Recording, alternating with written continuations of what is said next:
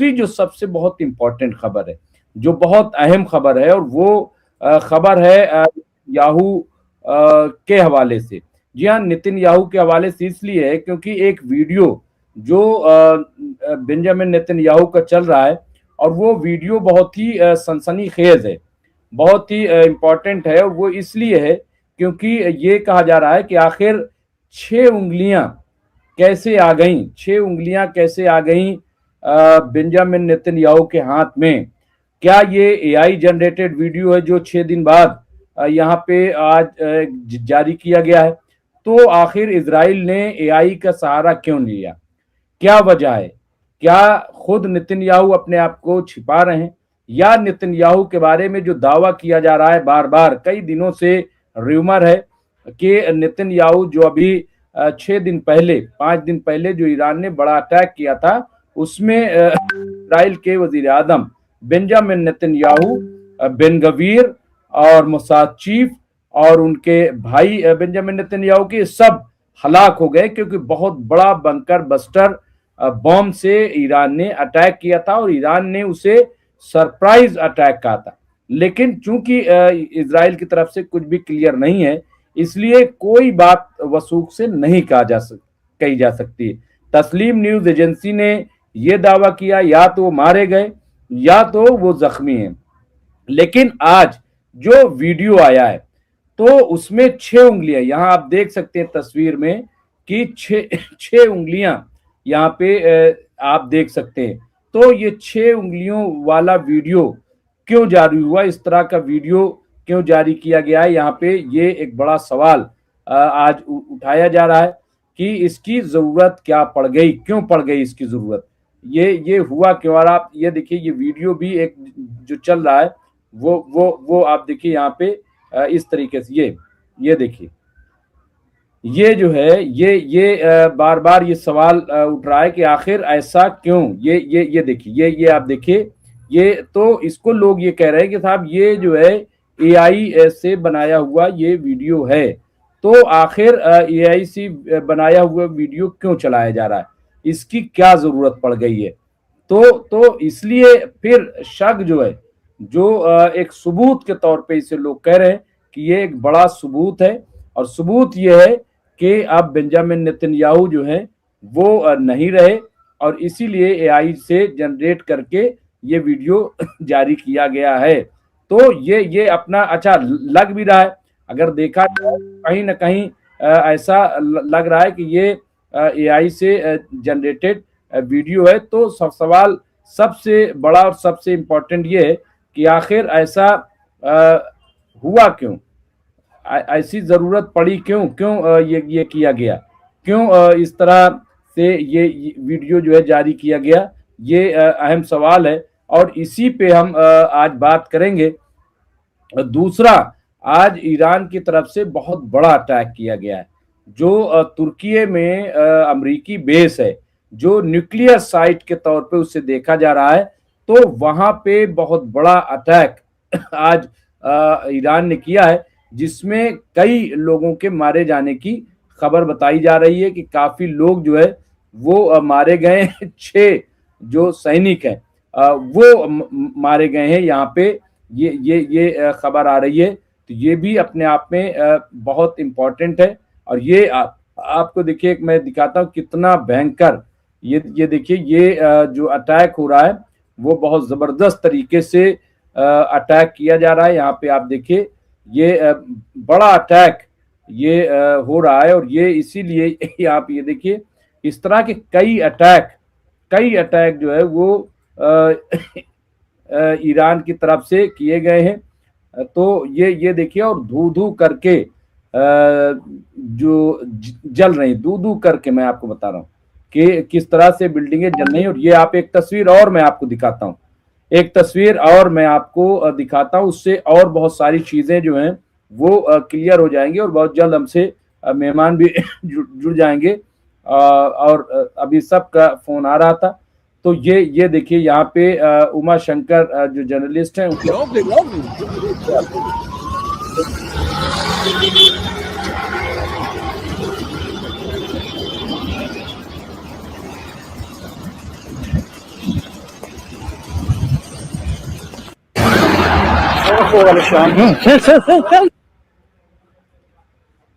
तो ये आप देखिए कि कितना बड़ा अटैक किया गया है। ये बहुत बड़ा अटैक इजराइल पे हुआ है। सेंट्रल तिल अवीव पे बताया जा रहा है कि ये अटैक हुआ है।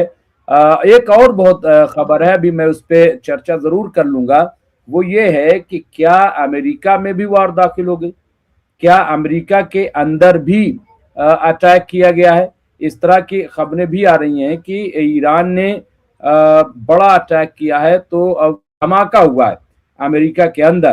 तो क्या उसमें ईरान कहाँ थे, ईरान ने क्या वहां पे धमाका कर दिया है। तो ये भी अपने आप में एक बड़ा जो है वो बड़ी न्यूज के तौर पे उसे हम देख सकते हैं। लेकिन अभी हमने उसकी तस्दीक नहीं की है, किसी तरीके के नतीजे पर हम नहीं पहुंचे हैं। तो यहाँ पे ये बहुत इंपॉर्टेंट है, बहुत अहम है। फिर आप देखिए, मैं आपको एक और बता दूं, आज जिस तरह से नुकसान हो रहा है, 14वां दिन है, आपको पता है कि जंग का 14वां दिन है, और महज 64 लाख, अमेरिका को इतना बड़ा झटका लगा है। मैं आपको ये क्लियर कर दूं कि खुद अमेरिका ने बताया कि उसके 6 फौजी मारे गए हैं। ये जो अटैक किया था ईरान ने, उसमें 6 फौजी मारे गए हैं और कई फौजी जो है वो जख्मी हुए हैं, ये भी बताया जा रहा है। तो यहाँ पे देखिए, ये एआई जनरेटेड है, ये भी बताया जा रहा है। यहाँ नूर साहब ने लिखा है, नूर साहब आ गए हैं। यहाँ पे नूर साहब का 12 मार्च 2026 को नेतन्याहू ने एक लाइव टेलीविजन ब्रीफिंग यहाँ पे दी, जिसे एएफपी यहाँ पे रिटर्स और द हिंदू जैसे अंतर्राष्ट्रीय एजेंसियों ने कवर किया है। ये नूर साहब कह रहे हैं। यहाँ पे उन्होंने कहा ताजा अपडेट 12-13 मार्च 2026 ईरानी सरकारी मीडिया जैसे फारस न्यूज और अंतर्राष्ट्रीय मीडिया ने स्पष्ट किया है कि अली खामनाई की पत्नी जीवित हैं। स्थिति वे 28 फरवरी, ये बिल्कुल सही है और इस पे हमने काफी खबरें चला दी हैं कि खामनाई साहब की अहलिया जो है जिंदा है। और आज मैं ईरान कल्चरल हाउस भी गया था, आज वर्ल्ड कुछ डे था, तो मैं कवर करने के वजह से भी गया था, एक इंटरव्यू भी मुझे करना था। तो वहां भी ये कंफर्म हुआ है कि वो हयात हैं। लेकिन क्या ये माना जाए कि आयतुल्ला सैयद अली खामनाई साहब भी हयात है, ये मैंने सवाल उठाया था। तो हालांकि उन्होंने वहां पे ये कहा ऐसा नहीं है, लेकिन उनकी अहलिया हयात हैं। तो बहरहाल ये आप देखिए, ये अपने आप में एक बड़ा सवाल तो उठता है। लेकिन बहरहाल इस पे भी हम देखेंगे ये एआई जनरेटेड क्यों दिया गया और क्यों इस तरह की खबरें चल रही। मैं खास तौर से बात कर रहा हूं जो नेतन्याहू के बारे में, बेंजामिन नेतन्याहू के बारे में। हमारे साथ जुड़ गए हैं, इस्तकबाल करता हूं एडवोकेट राशिद रिजवी साहब का। सीनियर पॉलिटिकल एनालिस्ट हैं, इसके साथ साथ वो माहिर तालीम, माहिर कानून और मिडिल ईस्ट पे बड़ी गहरी नज़र रखते हैं। मैं उनको स्क्रीन पर ले आया और मैं सबसे पहले ये कि क्या अपडेट है, और जो नेतन्याहू का एआई जनरेटेड वीडियो बता रहे हैं, 6 उंगलियां बता रहे हैं, तो इसकी क्या सच्चाई है। क्योंकि 6 दिन बाद उनका गालिबन ये पहला वीडियो आया है। ट्वीट तो उनके आ रहे थे, लेकिन लोग सवाल ये कर रहे थे कि आखिर ट्वीट क्यों आ रहे हैं, खुद नेतन्याहू सामने क्यों नहीं आ रहे हैं, नंबर 1। नंबर 2, आज जिस तरह से आप देखिए कि हमले के बीच में वर्ल्ड कुछ डे के मौके पर जो ईरान के प्रेसिडेंट है मसूद पेजेश्कियान, वो अवाम के साथ घूम रहे थे बेखौफ, उसकी तस्वीरें भी सामने आई हैं अवाम के साथ। इसके साथ साथ जो आप देखिए जो वहां पे जो नेशनल काउंसिल के सेक्रेटरी हैं अली लारी जानी, वो घूम रहे थे। तो ऐसे में ये था कि साहब ये लोग कहाँ छिप गए, ये लोग कहाँ। तो एक वीडियो जो जारी किया गया उस पे बड़े सवाल उठे। बहरहाल किस तरह की अपडेट है राशिद रिजवी साहब? भाई, आप एक चीज जानते हैं, आप एक चीज जानते हैं कि इजराइल प्रोपेगेंडा करने के लिए मशहूर है। वो हर चीज का प्रोपेगेंडा करता है, अपनी चीजों को छुपाता है और झूठी चीजों का प्रोपेगेंडा करता है, इसीलिए वो इजराइल है। तो नेतन्याहू या तो दुनिया से निकल गए या फिर नेतन्याहू बुरी तरह डैमेज हो गए हैं, बिस्तर पर पड़े हुए हैं और ट्रीटमेंट के साथ। इसलिए नेतन्याहू अपना वीडियो भी रिलीज नहीं कर रहे हैं। जैसे वो आगे फील्ड में खड़े होते थे, वो खड़े नहीं हो रहा है। और जब से उस घर में अटैक हुआ है, जो उनका हेडक्वार्टर था जहाँ पे, उसके बाद से नेतन्याहू नजर नहीं आए कहीं। एक वीडियो आया है जिसके बारे में कहा जा रहा है कि एआई है, क्या है, मे भी हो सकता है, ये टेक्नोलॉजी का दौर है, इसमें ये भी चीज़ें पॉसिबल हैं कि वो एआई का सहारा लेकर के आगे जो चीज़ें चाहते हैं वो चीज़ें करते हैं, अपनी चीज़ें छुपाते भी हैं, दूसरों की चीज़ों को वो आया करते हैं। तो इसमें कोई बहुत बड़ी चीज़ नहीं है। और जो बात हो रही थी कि टर्की पे बहुत बड़ा अटैक किया है ईरान ने, तो ईरान का एक ही मोटिव है कि ईरान ने कहा है कि जहाँ जहाँ मिडिल ईस्ट में अमेरिकी बेस होंगे, हम उस पर हमला करेंगे, उसको हम डिस्ट्रॉय करेंगे। क्योंकि अमेरिका ने जो मेरे साथ किया है उसका इसके अलावा कोई दूसरा जवाब नहीं है कि हम उसको फ्री हैंड छोड़ दें, कि तुम जब चाहो आओ हमारे यहाँ हमला करो और हम खामोशी से बैठे रहेंगे। अब वो दौर ख़त्म हो गया है, या उस दौर को अमेरिका इजराइल ने ख़त्म कर दिया है। जो खामोश रहता था वो दौर ख़त्म हो गया, जो बातचीत करने पर टेबल पे बैठ जाता था, अब वो दौर नहीं रह गया। अब दौर ऐसा आ गया है कि जो टिट फॉर टैट वाला है। आप ये देखिए कि क्या हाल कर दिया गया है इजराइल का। इजराइल में सैंक्शन लगा दिए गए हैं, इमरजेंसी लगा दी गई है, इजराइल में इमरजेंसी लग गई है। अब आप खुद समझिए कि कोई कुछ बोल नहीं सकता, कोई कुछ पूछ नहीं सकता, किसी को कोई राइट नहीं है, बस खाओ, छुपो और सो जाओ। उसके अलावा आपका कोई राइट नहीं है इजराइल के अंदर। तो इसमें कोई दो राय नहीं है कि इनके साथ कैजुअलिटी हो गई होगी, इसमें कोई दो राय नहीं है। और जो जिस हिसाब से इजराइल चल रहा है वो हिसाब से हमको लग रहा है कि इजराइल को अब आईडीएफ लीड कर रहा है, क्योंकि जो इनके नेता थे वो भी सब गायब हैं, कोई नेता जल्दी कहीं आ ही नहीं रहा है। तो इसका भी हमको कुछ शुबा था, लेकिन हम ये सोच के बैठे हुए थे कि आज नहीं तो कल ये चीज़ें समा में आएंगी, सबके सामने आएंगी। अगर हैं तो, नहीं हैं तो, डैमेज हो गए तो भी पता चल जाएगा। लेकिन मुमताज भाई, उससे बड़ी चीज़ जो हो रही है वो आप समझने की कोशिश करिए कि इस वक्त ईरान की क्या पोजीशन है। ईरान के आपने वीडियोस देखे होंगे कि जहां पर ईरान के पहली लाइन के नेता सड़क पर खड़े हो रहे हैं, आईआरजीसी के कमांडर हों, वहाँ के सुप्रीम कोर्ट जज हों, वहाँ का प्रेसिडेंट हो, वहाँ का विदेश मंत्री हो, कोई भी हो, सब सड़क पे घूम रहे हैं आज यौम कुद्स मनाने के लिए। और उधर आप देखिए कि इजराइल की आवाम तो छोड़िए, लीडरशिप भी अंदर बंकर में घुसी हुई है, और यहाँ की आवाम सड़क पे खड़ी है और सामने बम फट रहा है। अब बम फट रहा है तो वो दूर नहीं भाग रहे बम से, वो बम की तरफ भाग रहे हैं, वो उसी तरफ भाग रहे हैं जहां पर ब्लास्ट हो रहा है, जहां पर वो अटैक कर रहे हैं। तो जिस देश के लोग इतने जियाले होंगे, उस देश के ऊपर कंट्रोल करना क्या आपको लगता है कि पॉसिबल है? ये तो इम्पॉसिबल है। वो तो अब पेंटागन ने भी बोल दिया है, वो तो अमेरिका ने भी बोल दिया है कि रिजीम चेंज करना नामुमकिन है, मुश्किल नहीं है, नामुमकिन है। एक चीज़ ये हो गया। दूसरा, जो अटैक इनका हुआ है आज टर्की में अटैक कोई बहुत बड़ी नई चीज़ तो थी नहीं।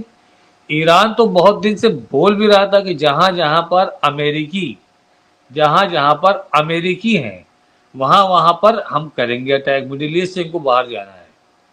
तो अभी अभी आपने न्यूज़ दिखाया है, अभी ये भी क्लियर करना है हमको कि वाकई ईरान ने किया, ईरान ने इसको एक्सेप्ट किया है कि हाँ हमने मारा है, या कि ईरान के नाम पर जैसे अभी तक अटैक हो रहे थे आरामको वगैरह में, ओमान में, और यूएई के एक दो जगहों पे हुए अटैक, अब और आपके यहाँ पर हुआ, ईरान के बाजू कंट्री है, वहाँ एयरपोर्ट पे भी हुआ, तो वहाँ पर ईरान का कोई नाम नहीं आया, ईरान ने उसको एक्सेप्ट भी नहीं किया, डिनाइल किया।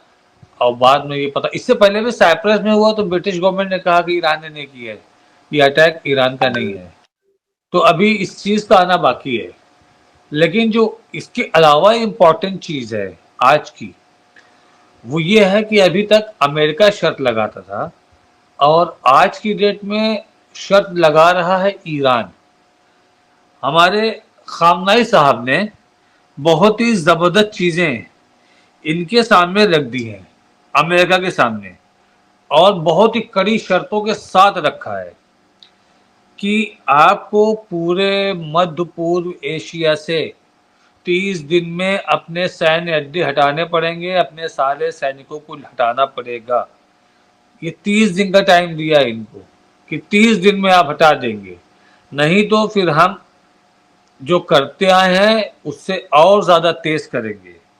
एक तो ये कह दिया, दूसरी शर्त लगाया उन्होंने कि 1989 से अब तक जो हमारे ऊपर पाबंदियां लगी हैं उन सारी पाबंदियों को आप हटाएंगे, जिसमें सारी टेक्नोलॉजी ट्रांसफर से लेकर के आयात निर्यात सारी चीज़ें हैं, आप हम पर सारे प्रतिबंध 1989 वाले सब हटा देंगे आप। तो अब आप ये देखिए कि इसके लिए उन्होंने टाइम दे दिया 60 दिन कि आप 60 दिन में इसको हटाएंगे। फिर उन्होंने ये कहा कि अमेरिका के ज़रिए जो हमारे नुकसानात हुए हैं, जो इतने सालों से आप हम पे पाबंदियां लगाए थे, उससे ईरान का नुकसान हुआ। 12 दिन का जो आपने हम पे युद्ध थोपा था उससे हमारा नुकसान हुआ, हमारे साइंटिस्ट मारे, हमारे आर्मी जनरल मारे, हमारे जो और भी रिसोर्सेज थे वहाँ पर आपने अटैक किया, तो इसकी भी भरपाई आप ही को करना है। और वो भरपाई के तौर पे आप हमको 800 अरब डॉलर देंगे, जिसमें पहली किस्त 500 अरब डॉलर आप 10 साल के अंदर देंगे। तो अब ये शर्तें कौन लगा रहा है? ईरान। किस पे लगा रहा है? अमेरिका के ऊपर लगा रहा है कि आपको 10 सालों के अंदर 500 अरब डॉलर का हर्जाना पहली किस्त आपको देनी पड़ेगी। यानी अगर आप सीज फायर चाहते हैं तो उस कंडीशन में, आप युद्धबंदी चाहते हैं तो उस कंडीशन में, अगर ऐसा नहीं होता है तो 30 दिन के बाद हम हुर्मुज को पूरी तरीके से कंप्लीटली बंद कर देंगे। हम हुर्मुज को चालू नहीं रखने होने देंगे, मतलब कोई भी आयात निर्यात किसी भी तरीके का सामान का आवागमन सब बंद। और अगर आप हमारे नुकसान की भरपाई नहीं, और उसके अलावा ये भी कहा उन्होंने कि हम चाइना और रशिया के साथ अपना रक्षात्मक समझौता करेंगे, उसके साथ भागीदारी करेंगे, रक्षात्मक उसकी फौजें हुर्मुज पे आएंगी, उसके नेवी हुर्मुज पे आएगी, और संभवतः हो सकता है कि हम उनको अपने यहाँ एयरबेस भी बनाने दें, रशिया को और चाइना को। ये हमारी उनकी रक्षात्मक भागीदारी होगी। अगर आपने हमारे नुकसानों की पूर्ति नहीं किया, हमारी शर्तों को नहीं माना, तो जितना मेरा नुकसान हुआ है लगभग 800 करोड़ का, तो या तो हम आपकी जो भी मिडिल ईस्ट में आपके एसेट हैं हम उसको जब्त कर लेंगे, या हम उसको डिस्ट्रॉय कर देंगे। तो ये इतनी बड़ी शर्त इन्होंने स्विट्जरलैंड के थ्रू इन्होंने भेजी है मुमताज भाई। अब यहाँ पर अमेरिका को ये शर्तें भेजी गई, तो अमेरिका ने एक काम ये कर दिया कि अमेरिका ने, डोनाल्ड ट्रंप ने कह दिया कि नहीं, ये सब फालतू की चीजें हैं, मैं इसको नहीं मानूंगा बस। लेकिन वॉशिंगटन इस चीज को लेकर टेंशन में है, इजराइल इस चीज को लेकर टेंशन में है।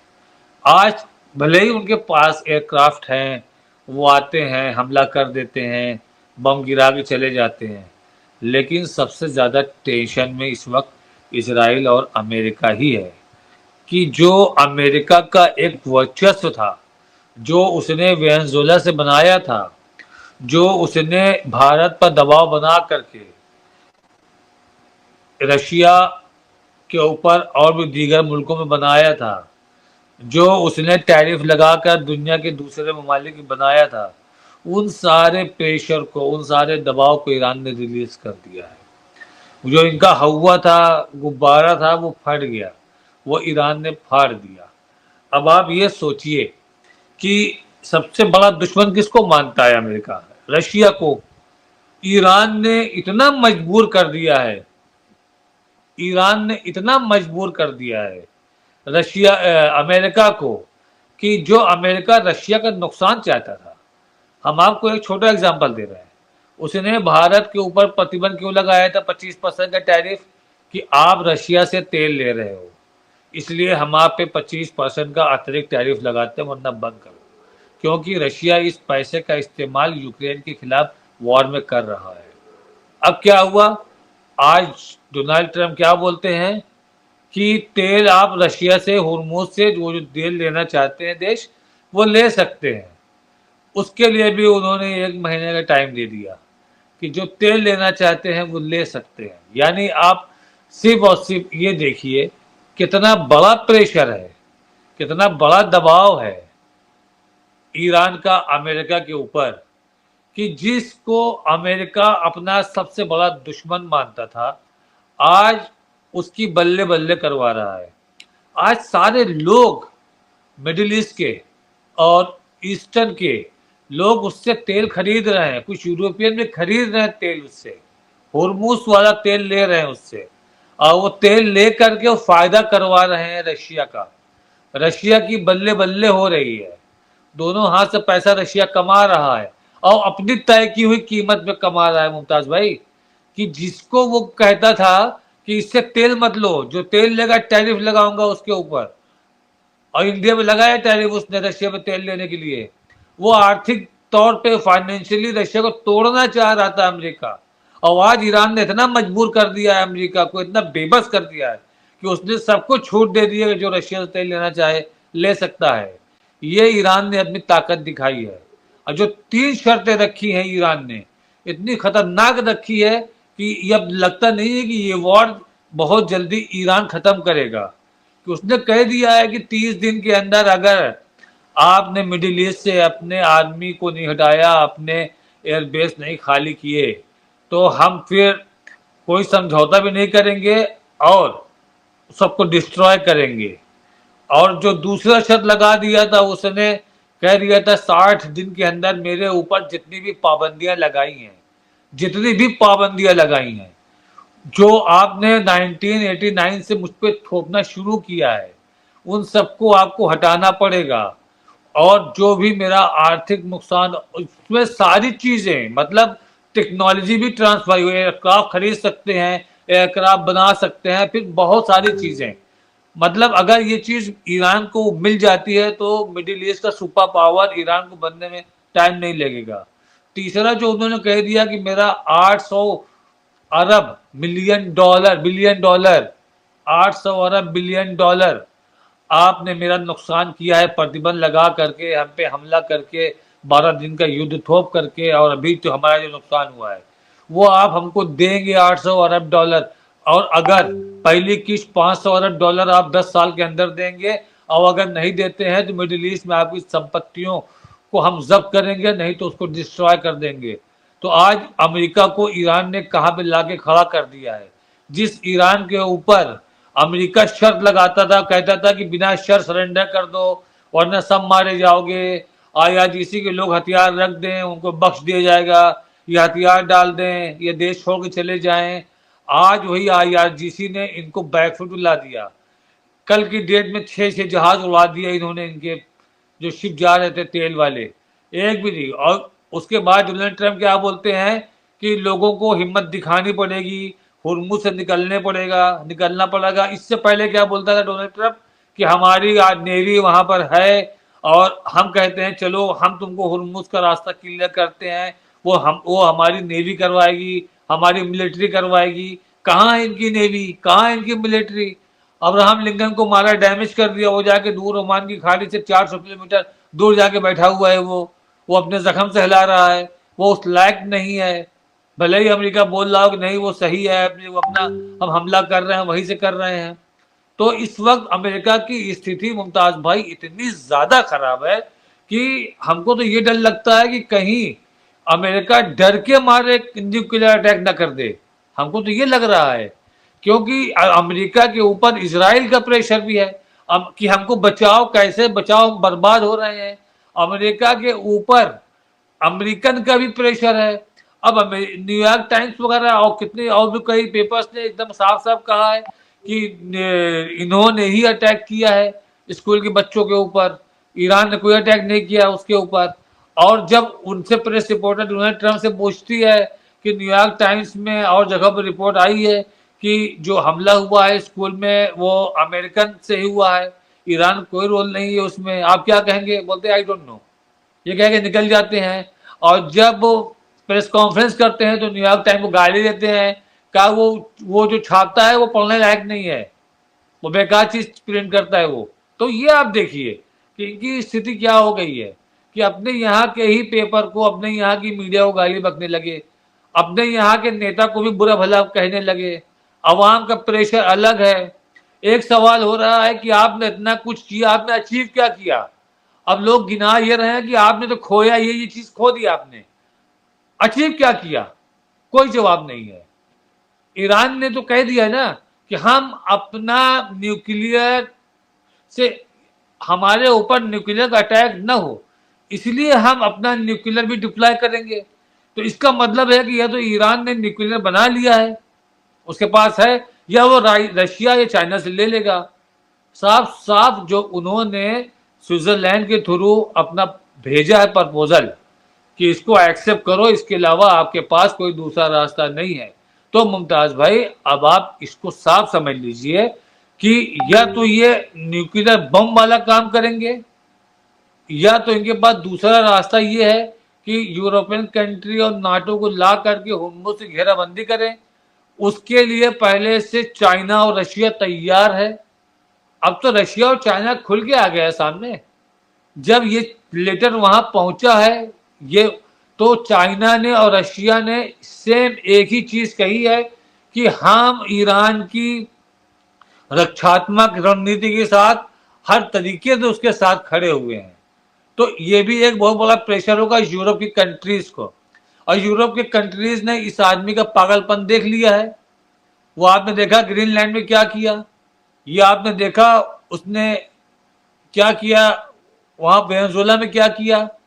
तो सब जान रहे हैं कि ये टैरिफ भी ठोकता है, इसके अंदर रहम नहीं है, पागलपन कर रहा है, ये हमारी भी अर्थव्यवस्था खराब कर रहा है, अपनी तो खराब कर ही रहा है।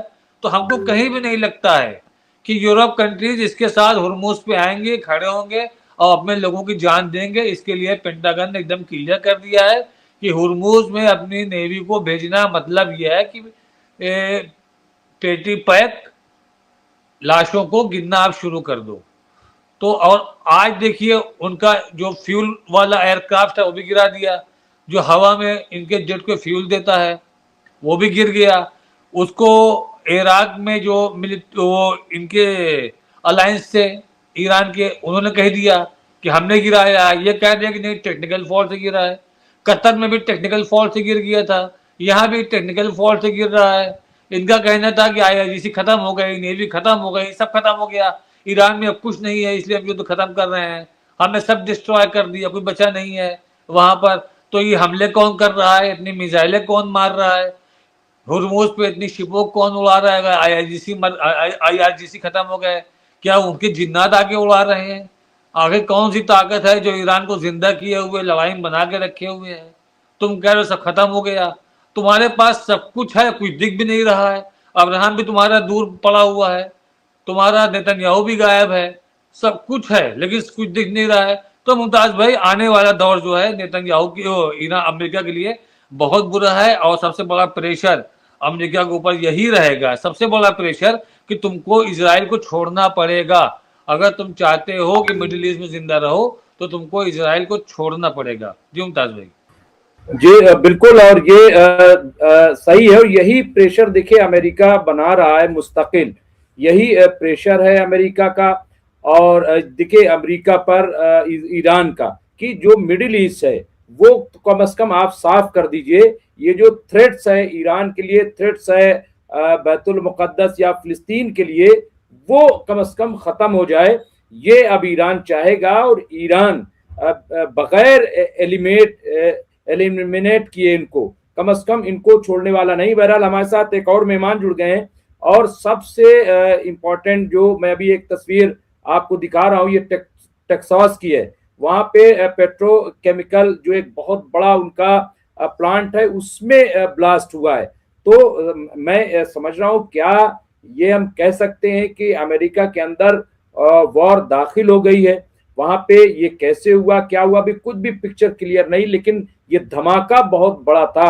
हमारे साथ जुड़ गए हैं फिरोज बख्त अहमद साहब, मैं उनका इस्तकबाल करता हूँ। फिरोज बख्त अहमद साहब सीनियर पॉलिटिकल एनालिस्ट हैं, कॉलम निगार हैं, मिडिल ईस्ट पे बड़ी अच्छी नजर रखते हैं, और मौलाना आजाद उर्दू यूनिवर्सिटी हैदराबाद के आप चांसलर रहे हैं।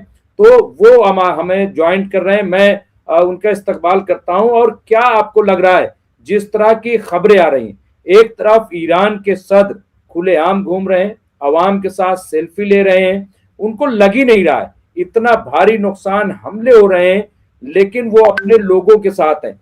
दूसरी तरफ नेतन्याहू की जो वीडियो आई है, वो जनरेटेड है या क्या है, 6 उंगलियों वाली। और मैं अभी देख रहा था कि ऐसा नहीं है कि ये सिर्फ कोई एक चला रहा है, मतलब मुख्तलिफ मकामात पे इस तरह की तस्वीरें जो है वो चलाई जा रही हैं। तो फिरोज बख्श साहब, क्या लग रहा है, क्या सूरत हाल है, क्यों एआई जनरेटेड वीडियो चलाया गया?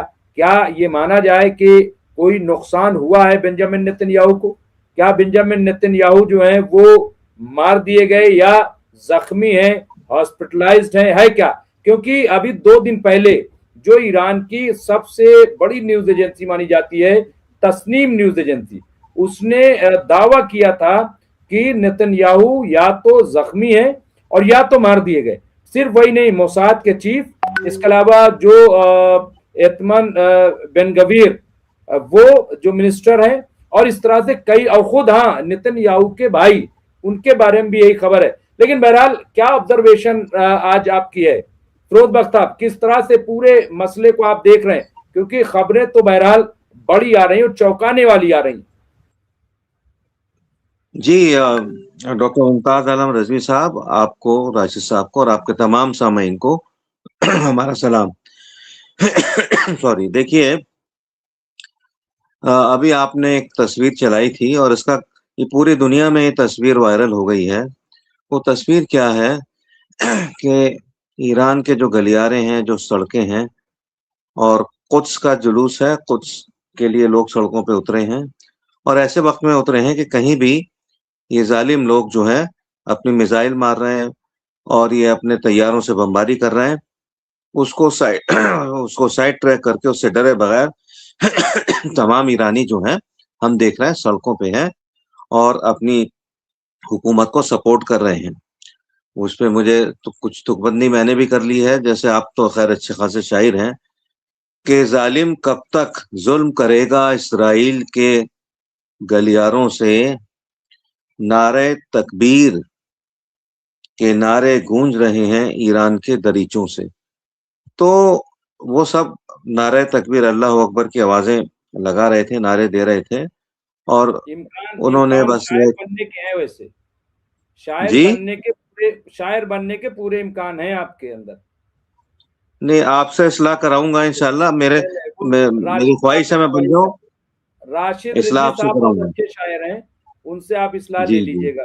जी हाँ, दोनों जी। से ही लूंगा, आप दोनों मेरे उस्ताद हैं भाई इस मामले में। अरे अरे अरे चेयरमैन साहब, जी जी, गो अहेड। तो खैर मैं असल में ये कहना चाह रहा हूँ कि जंग जो है, ठीक है, हथियार जो है वो मैटर करते हैं। जैसे कहा जाता है कि money is not everything but something, हथियार भी समथिंग है, लेकिन उससे भी ज्यादा जो बड़ा मामला जंगों में होता है, वो होता है जज्बे का।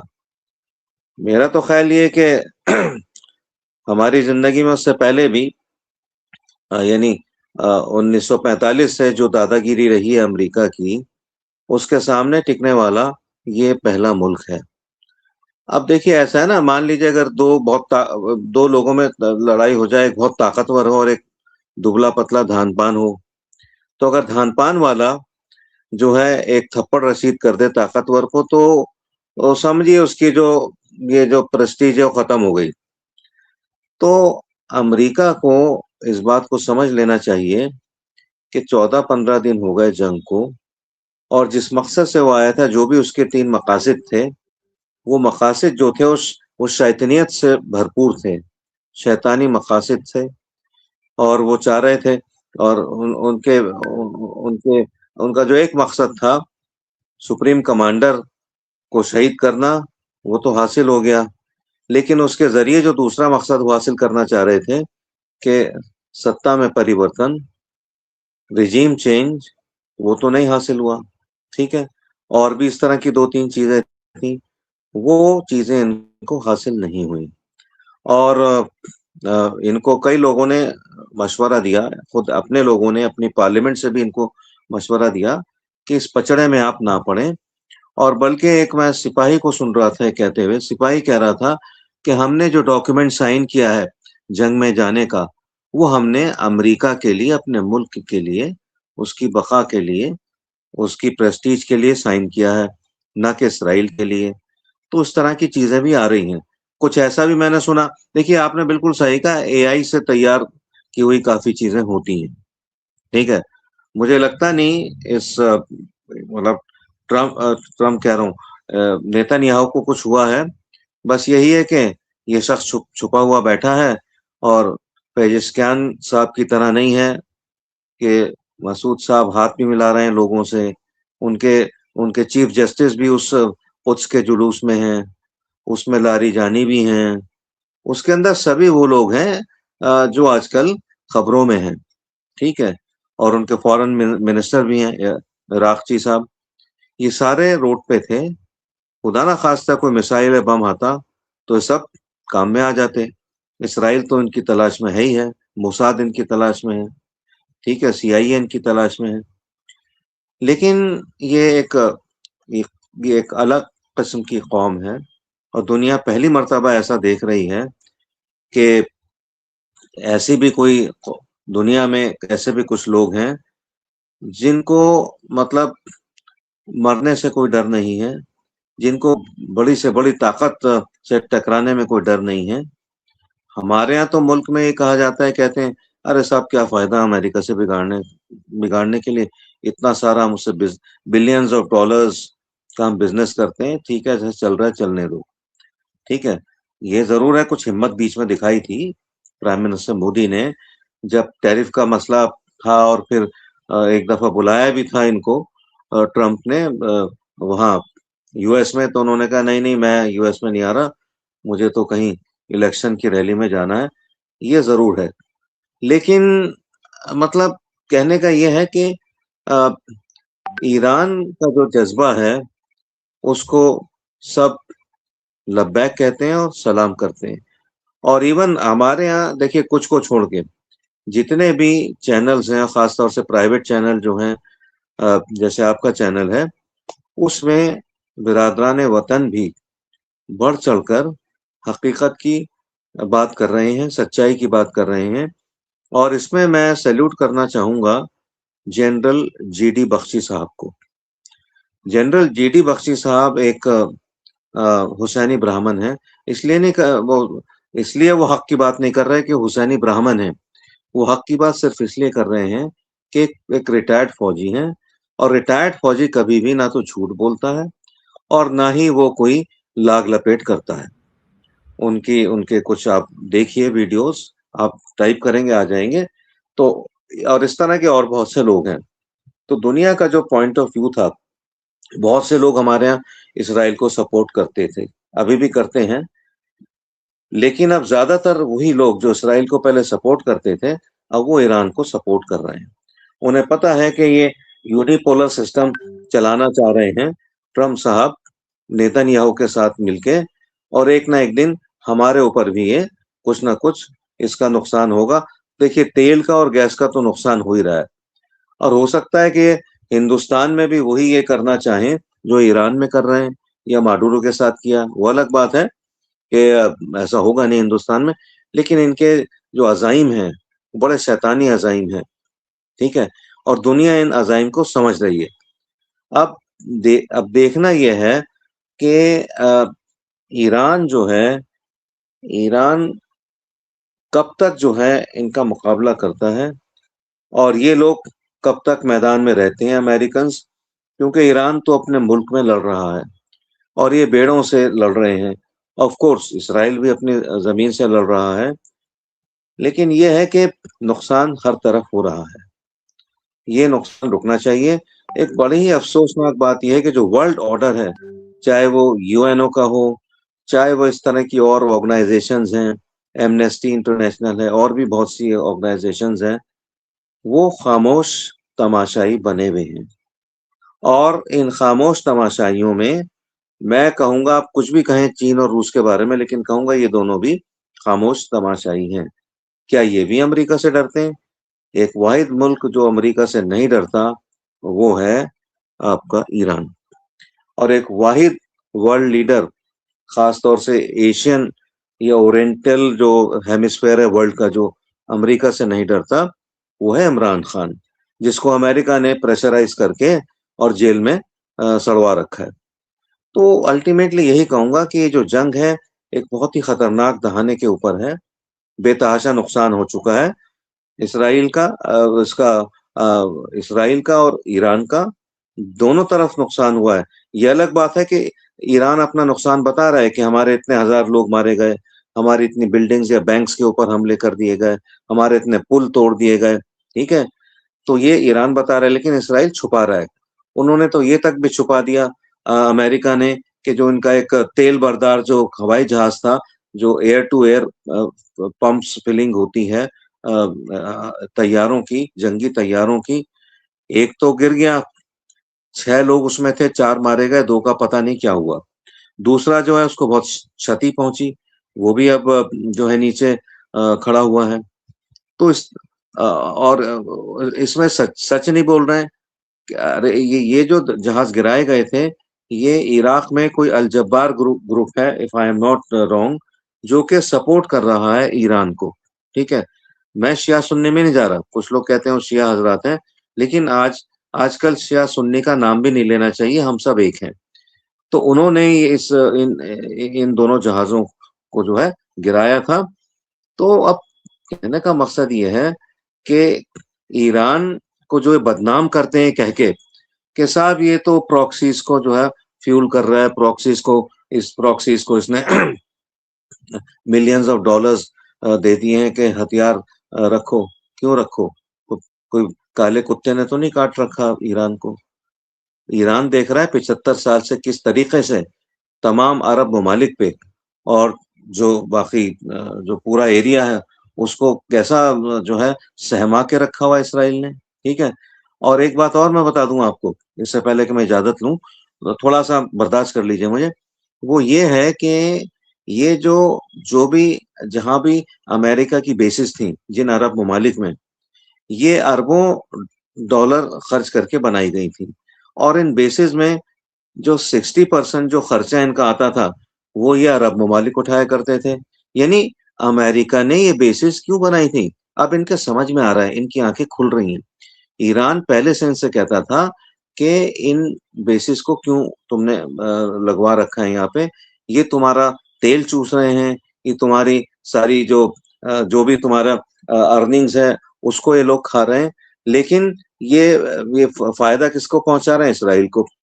तो अब ईरान ये बात समझाने में कामयाब हो गया है इन तमाम 8-10 अरब ममालिक को, 12 अरब ममालिक को, कि जहां इनकी बेसिस हैं, कि भाई देखो ये बेसिस इन्होंने तुम्हारे लिए, तुम्हारे फायदे के लिए नहीं बनाई, बिजनेस के लिए नहीं बनाई, ये बेसिस इन्होंने ईरान की हिफाजत के लिए बनाई है, जो कि बिल्कुल साफ दिखाई दे रहा है।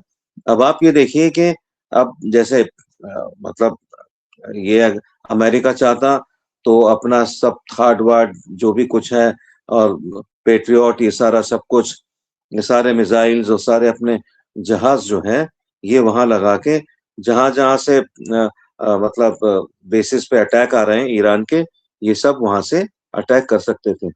लेकिन यूएसए ऐसा नहीं करेगा। क्यों?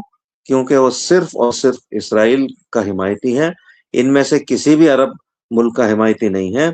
और उसे पता है कि कि अगर वो इस तरह से करेगा तो इसराइल भी नहीं बचेगा। इसराइल को तो काफी नुकसान पहुंच चुका है, और अ, हो सकता है और भी ज्यादा मजीद नुकसान पहुंचे, क्योंकि अपने सबसे खतरनाक जो हथियार है वो अभी ईरान ने निकाला नहीं। गालिबन एक छोड़ा था जो कि नीचे खंदक के अंदर भी चला गया था, जो बंकर बनाया हुआ था उसके अंदर वो घुस गया था। देखिए, जंगो जदल कहीं कहीं से कहीं तक किसी के लिए भी अच्छा नहीं है, ठीक है। लेकिन एक अगर हमला करे जाए, एक अगर जुल्म करे जाए, एक अगर जानो माल का नुकसान करे चला जाए, तो ये उसका जवाब देना जरूरी होता है। तो अब यह है कि अरब ममालिक की बात समझ में आ गई है। आपको आवाज पहुंच रही है मेरी? जी। बिल्कुल बिल्कुल। हाँ, बस अरब ममालिक को अब ये बात समझ में आ गई कि ये मैं तो अच्छा हो इंतजार रहा कर है। रहा हूँ आपके रुकने का। जी, बस हो गया, हो गया, हो गया। 2 सेकंड और, 2 सेकंड और। अरब ममालिक को खूब अच्छी तरह से ये बात घर कर गई है कि इनकी बेसिस जा रही हैं, जाने दो, भाड़ में जाए। जो होना था वो हो गया। अब हम अपने तेल के मामला खुद अपनी शराइत पे, अपनी पसंद के ममालिक से, या जो हमारी बातों को मानेगा उसी से हम ये बिजनेस करेंगे। अमेरिका को हमने देख लिया है, परख लिया है, एक गद्दार मुल्क है। जी डॉक्टर मुमताज। जी बिल्कुल। और एक अच्छा तबसरा आपने किया, तज्जिया किया, कुछ जो है हकायक भी बयान किया आपने, जो इस वक्त के बड़े इम्पोर्टेंट थे। इस वक्त बड़ी खबर आ रही, मैं आपको अपडेट करा देता हूँ। यहाँ पे देखिए जयदीप सिंह मुंदला साहब, ये तो तस्वीर आप देख ही रहे हैं कि कितना बड़ा अटैक जो ईरान ने किया है। लेकिन इसके साथ साथ जयदीप साहब ने कहा कल रात इराकी रेजिस्टेंस फोर्स ने एक तेल टैंकर को मार गिराया, जिसमें सवार सभी 6 जो अमरीकी फौजी थे वो मारे गए हैं, ऐसा कहा जा रहा है। इसके साथ साथ एक बहुत ही इंपॉर्टेंट जो आईआरजीसी की तरफ से कहा गया है कि अब्राहम लिंकन को निशाना बनाए जाने के बाद अब वो लौट रहा है। यानी जितने तुम तराक के साथ वो आया था कि था पूरा ईरान को तबाह कर देंगे और बहुत बड़ा अब्राहम लिंकन है, और ये तो आधी ताकत है अमेरिका की, न जाने क्या क्या चीजें। लेकिन मुझे लग रहा है कि वो सिर्फ एक दिखावा है। अगर वो लौट भी गया तब भी वो मरने से कम तो नहीं है। भाई आने का फायदा क्या है? एक मिनट, अरे भैया 1 मिनट इधर से आप रुक तो जाइए, आप ही बोलेंगे। जितना जोश आ जाता है हमारे फिरोज बख्श साहब को, मैं समझ सकता हूँ। आप भी नहीं, खानदाई। आपकी एक बात की मैं तरदीद करूंगा। एक मैं फैक्ट बताऊंगा आपको, आप पूरा कर लीजिए। बिल्कुल कर दीजिएगा तरदीद। तो अच्छा, इसके अलावा एक और खबर आ रही है, अमेरिकी नेवी ने ट्रंप के लड़ाई के हुक्म मानने से इनकार कर दिया है। ये जो अमेरिकी नेवी है, देखिए ये तो बात चल रही थी कि जो अमेरिकी फोर्स है, नेवी हो या आर्म फोर्स हो या जो भी हो, वहां पे आप देखिए सब ने ये कहा कि भाई हम क्यों लड़े इसराइल के लिए। ये एक वहां पे बहुत बड़ा सवाल चल रहा है कि हम इसराइल के लिए क्यों लड़े। तो ये भी आप देखिए। इसके अलावा सीबीएस यहाँ पे उसकी तरफ कहा गया कल रात में 10 जो अमरीकी फौजी हैं वो जख्मी हुए हैं सऊदी में, ये ऐसा कहा जा रहा है, और अब उन्हें मुंतकिल कर दिया गया है। तो इसलिए अगर देखा जाए तो इजरायली फोर्स हो या अमरीकी फोर्स हो, ये सब कहीं ना कहीं अब बहुत जबरदस्त तरीके से निशाने पर हैं। तो मैं राशिद रिजवी साहब से पास आऊं उससे पहले मैं फिरोज बख्श साहब क्या क्या कहना चाह रहे थे आप? तरदीद कर दीजिए। मैं एक बहुत छोटी सी बात को क्लियर करना चाह रहा था कि ये जो अब्राहम लिंकन, अब इस पे अटैक हुआ है या नहीं हुआ है, या छू के कोई मिसाइल चला गया है या ऊपर से चला गया है, लेकिन ये जहां भी है, इसमें फौजियों ने ये फैसला किया है कि हम क्यों दूसरे मुल्क के लिए लड़ें, इसराइल के लिए क्यों लड़ें हम ईरान से? हमें क्या ज़रूरत है? और उनको कुछ अपना डर भी है। वैसे तो देखिए, अगर वो अमेरिका के लिए लड़ते, उन्हें ये पता है कि ट्रम्प झूठ बोल रहे हैं कि ईरान से हमें डर है। अ, अमेरिका पे तो आज तक किसी मुल्क ने हमला नहीं किया। एक बार अ, एट 1880s में शायद जो ब्रिटिश की कुछ फ़ौजें थी वो पहुँच गई थी, लेकिन उसके अलावा किसी मुल्क ने उस पे हमला नहीं किया। और ये जो थे फौजी, अमेरिकी फौजी, इन्होंने ये आपस में एका कर लिया कि भाई ऐसा है, बहाना बनाओ या कुछ करो, यहाँ से निकलो और यहाँ रहना हमारे लिए बखैर व आफियत की बात नहीं है। तो इसलिए उसको भगा के वो कहाँ लेगा ये नहीं पता। जी। कल इसमें तरदीद तो नहीं थी, तजदीद थी। तो आपने तजदीद की थोड़ी सी, तरदीद नहीं थी। तो लेकिन बहरहाल अपडेट थोड़ा सा आपने और उसको कर दिया, और यही बात हम कह रहे थे कि वहाँ पे बड़ा सवाल उठ रहा था। अब यहाँ पे ये आ रहा है, डोनाल्ड ट्रंप कह रहे हैं कि साहब हम जो है वो जो यूरेनियम है फिलहाल उसका हमारा कोई मतलब नहीं, अभी तो हम फोकस कर रहे हैं जो ईरान के पास मिसाइल हैं उनको फोकस कर रहे हैं। देखिए ये बयानात, ये जिस तरह का डोनाल्ड ट्रंप, मुझे लग रहा है कि वो उनका जहनी तवाजुन जो है वो खराब हो गया है। अब वो जहनी तवाजुन बाकी नहीं है।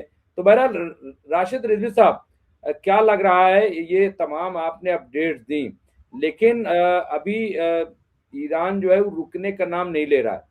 तो होगा क्या, क्या क्या ये जंग, क्योंकि अब रूस भी देखिए आ गया, अगर नॉर्थ कोरिया की बात करें वो भी तकरीबन साथ खड़ा हो गया, चीन भी, आप ही ने कहा, चीन भी कहीं ना कहीं पूरी तरीके से साथ आ गया है। तो सवाल, अच्छा अगर देखा जाए तो मिडिल ईस्ट में जो मुस्लिम ममालिक हैं जैसे भी हैं, लेकिन वो कम से कम हमें फिलहाल जो है अमेरिका के साथ खड़े हुए दिखाई नहीं दे रहे हैं, जो जो भी सूरत हाल है। तो ऐसे में अब ये तो इनकी बहुत बुरी तरीके की हार है, अमेरिका की, इजराइल की हार है ये। और ये डिस्क्लोज नहीं कर रहे हैं अपनी बातों को, लेकिन कब तक नहीं करेंगे? फुटेज तो आ रही हैं, इनकी तबाही की फुटेज बहुत साफ साफ दिखाई दे रही हैं, नजर आ रही हैं। और ये कोई बात, अगर इनको लगता है कि वो छिपा रहे हैं, लोग नहीं देख पा रहे हैं, तो ये शायद इनकी गलत फहमी है। राशिद रिजवी साहब। सुनिए सुनिए, आप ये डॉक्टर साहब बिल्कुल गलत कह रहे हैं कि ट्रम्प साहब का दिमाग कुछ पगला गया है या कुछ सठिया गया है। वो अब नहीं सठिया है, वो तो शुरू से सठिया हुआ था सर। जी बिल्कुल, अब सठियाए नहीं, अब वो अठियाए हो गए हैं। जी मैं ये कह रहा था जी, अठियाए। देखिए मुमताज भाई, अब आप जरा सोचिए, अब खुद ही आकलन करिए कि अगर एशिया में ईरान, चाइना और रशिया, इन तीनों का अलायंस मजबूती से बन जाता है और मिडिल ईस्ट से अपने आप को पीछे करना पड़ जाता है अमेरिका को, तो उस सूरत हाल में क्या होगा भारत का? पाकिस्तान तो फिर भी उसकी गोद में बैठा हुआ चाइना के, चाइना तो फिर भी पाकिस्तान को किसी तरीके से दाएं बाएं मदद कर ले जाएगा। हमारा क्या होगा? हमको तो ये सोच के टेंशन हो रही है। हमारा कौन अलायंस है? रशिया पहले हमारा बहुत अच्छा था, बहुत अच्छा दोस्त था, हर मुसीबत में साथ खड़ा होने वाला था रशिया। यहाँ तक कि अगर हम चाइना से भी कोई चीजें हमारी बिगड़ती थी तो हम चाइना के ऊपर रशिया के थ्रू दबाव डलवाते थे, हम ईरान के थ्रू चाइना को मैसेज भेजते थे कि ऐसा ना करे वो।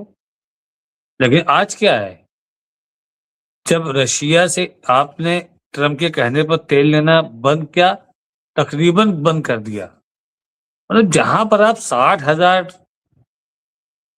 बैरल ले रहे हैं वहां पर आप सीधे सीधे 2,000 बैरल पे आ गए, तो 58,000 का ही रह गया फर्क।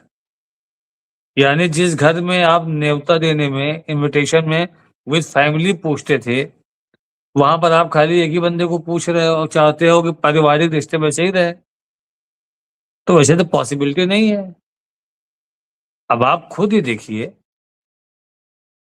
कि जब डोनाल्ड ट्रंप ने अलाउ किया कि ठीक है इंडिया 1 महीने के लिए ले सकता है, 30 दिन के लिए ले सकता है रशिया से ऑयल, तो रशिया ने क्या पैतरा चेंज किया कि मार्केट रेट में देंगे और पर क्रूड ऑयल शायद $4 समथिंग कुछ उसने लगा दिया प्रीमियम।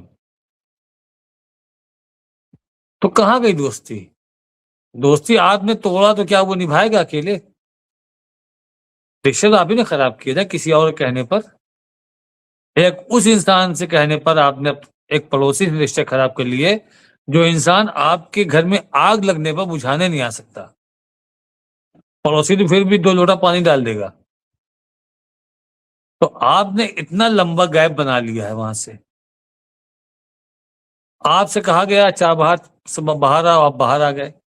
आपसे कहा गया ईरान से तेल लेना बंद करो, आपने बंद कर दिया, रोक दिया आपने तेल लेना ईरान से। तो न तो आप ईरान आपका वेल विशर रहा, न तो रशिया आपका वेल विशर रहा, और चाइना तो हमेशा हमारे पीछे लगा था हमको गिराने के लिए। तो कल को अगर कोई चीज होती है, ये अलायंस स्ट्रांग होता है मिडिल ईस्ट में या आपके इधर एशिया में, हम पूरे एशिया की बात कर रहे हैं, ये अलायंस अगर स्ट्रांग हो जाता है और अगर अमेरिका पीछे जाता है मुमताज भाई, तो इस अलायंस में टर्की भी आ जाएगा, वो भी आपका दुश्मन। तो आप कहां हो? मैं तो ये जानना चाहता हूं। पाकिस्तान को तो चाइना और टर्की किसी तरह सपोर्ट कर ले जाएंगे, आपको कौन करेगा सपोर्ट? कचरा बना के रख देंगे, कचरा बना के। हम लोगों की जो एक नाक ऊंची थी कि हम लोग जो वर्ल्ड लेवल पर कोई भी चीज होती थी तो हम लोगों की बातों को सुना जाता था, आज तो हम पे थोपा जा रहा है।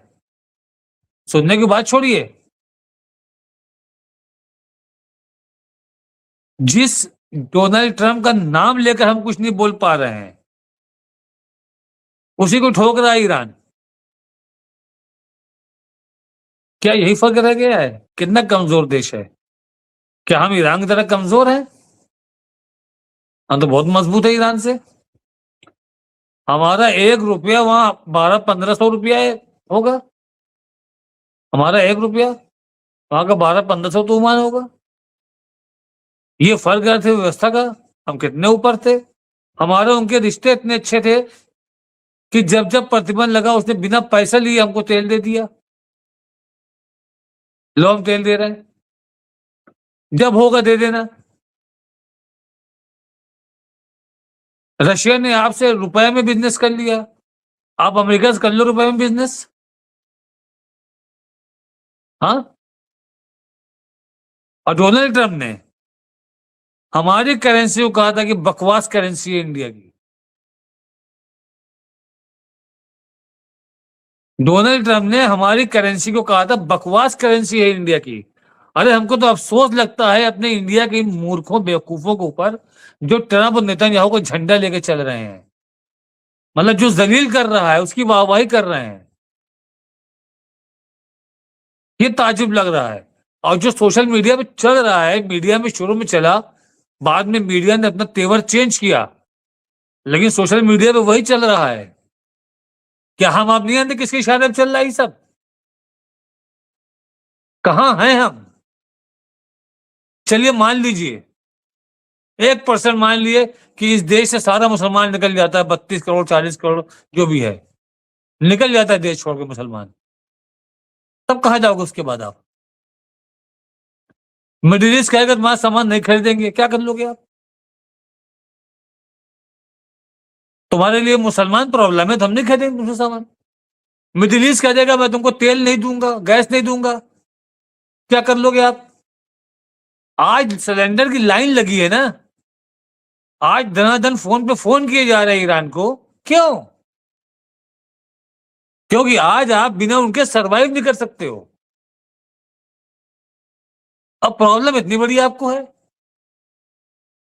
नफरत भर दिया है। देश के जवानों के दिमाग में नफरत भर दिया है आपने। अरे जितने गैरतदार गैस सिलेंडर लेकर के वहां बैठे हुए हैं लाइन में, अब मोबाइल से गालियां बक रहे हैं बैठ के वहीं पर उसी सिलेंडर पर, तो बहुत गैरतदार है तो न ले सिलेंडर। ये भी मुसलमान का आ रहा है। तो ये सब चीजों का जिम्मेदार कौन है? अगर ईरान हमले का या मिडिल ईस्ट में जो घटनाक्रम चल रहा अभी, या वर्ल्ड लेवल पर जो इकोनॉमी गिर रही है, प्रॉब्लम चल रही है, उसका जिम्मेदार तो दुनिया ने तय कर दिया कि अमेरिका है। यूरोप बोल रहा है अमेरिका है, सभी बोल रहे हैं अमेरिका है। क्या जो हालात हैं उसका जिम्मेदार अमेरिका है, ये सब बोल रहे हैं। आज जो हमारे देश के हालात उसका जिम्मेदार कौन है? कोई नहीं बोल रहा। तो मुमताज भाई, जब तक यहां पर यूनिटी नहीं होगी तब तक हम मजबूत नहीं होंगे। आप अगर किसी लाठी और डंडे की दुकान में जाकर लाठी खरीदते हो तो आप वो वाली नहीं लेते उसमें घुन लगे हों। आप ठोक के, पटक के, पीट के देखते हो कौन मजबूत है। तो जो देश कमजोर होगा उससे कौन धंधा करेगा भाई? हम बहुत बड़ी मार्केट हैं, ठीक है, हैं। अगर हमारी खरीदने की औकात ही नहीं रह जाएगी कोई चीज, तो यहां बेचने कौन आएगा?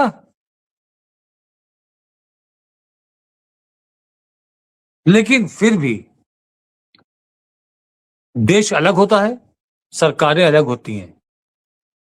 एक वो देश था 1971 वाला, जब यही अमेरिका था, और अमेरिका ने सीधे इंदिरा गांधी को फोन किया था कि कुछ करना नहीं, हमारा बेड़ा आ रहा है।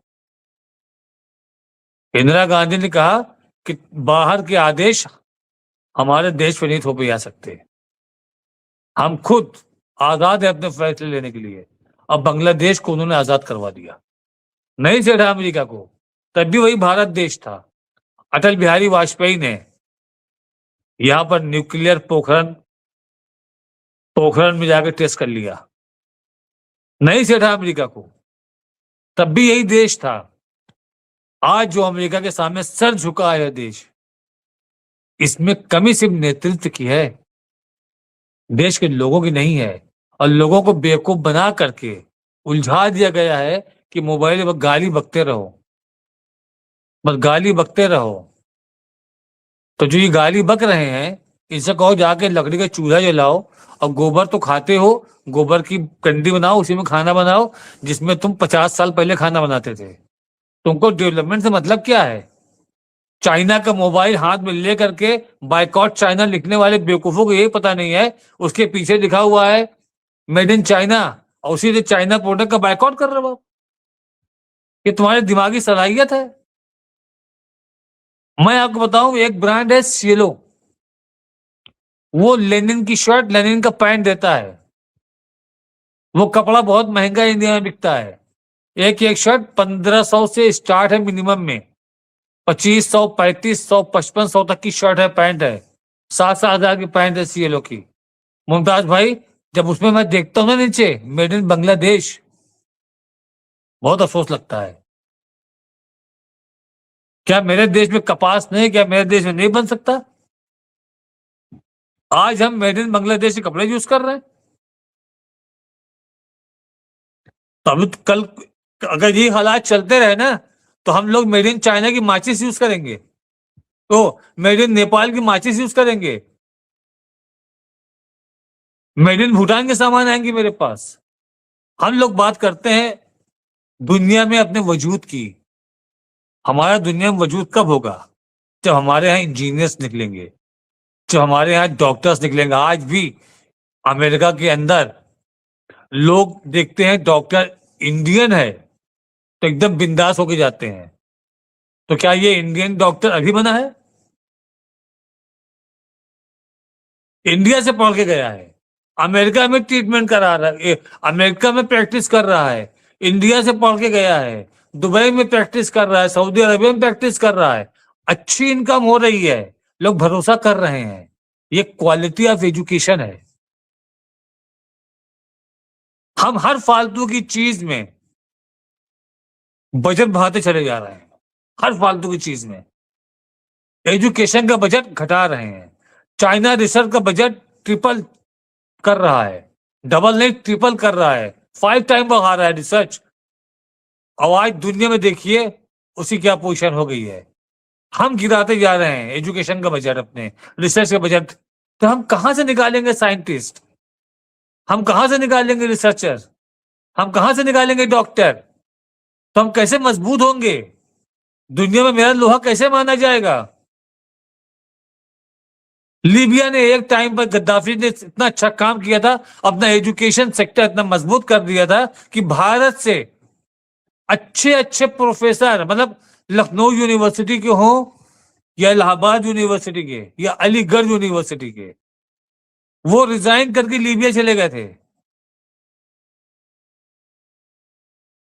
जिस वक्त उनको 1,20,000 रुपए मिल रहा था, यहां पर 1 लाख रुपए सैलरी मिल रही थी इंडिया में, लीबिया उनको 5 लाख रुपए सैलरी दे रहा था पर मंथ, प्लस अकोमोडेशन पूरा दे रहा था। एक लखनऊ यूनिवर्सिटी के लॉ के प्रोफेसर थे। जब वो वहां से आए, हमारी उनकी बात हुई, हमने कहा आप तो लखनऊ छोड़ के चले गए। कहा भैया क्या यूनिवर्सिटी कमाल की बनाया है गद्दाफी ने, जबरदस्त। और दुनिया से छांट छांट के अच्छे प्रोफेसर लेके आया है, अच्छी इनकम पे आया है। अब हमें को 5 लाख दे रहा है, 5 लाख रुपए दे रहा है।